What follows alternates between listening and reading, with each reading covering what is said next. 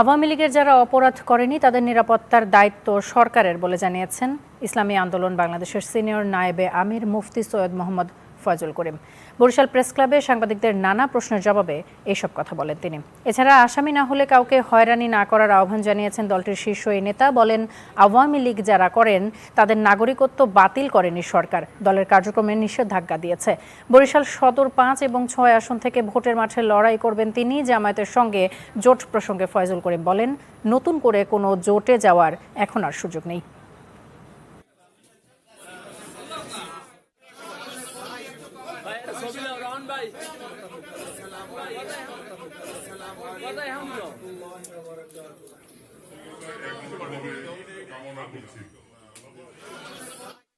কোনো অবস্থাতেই যারা ওয়ারেন্টেড আসামি না এরকম আসামি থেকে অ্যারেস্ট করা যাবে না। এবং যাদেরকে গড়ে মামলা দেওয়া হয়েছে, দেখা যায় একটা মামলার মধ্যে 5-7 জন বা 10 জন নামদার আসামি আর 500 বেনামি আসামি, এরকম যারা অজ্ঞাত বেনামে আসামি আছে এরকম একজন আসামিকে অ্যারেস্ট করা যাবে না। আমি মনে করি যে যদি সুষ্ঠু নির্বাচন উপহার দিতে প্রশাসন চায় তাহলে কোনো অবস্থাতেই প্রশাসন যেন কোনো ব্যক্তিকে হয়রানি না করে। যদি হয়রানি করে তাহলে লেভেল প্লেইং ফিল্ড থাকবে না।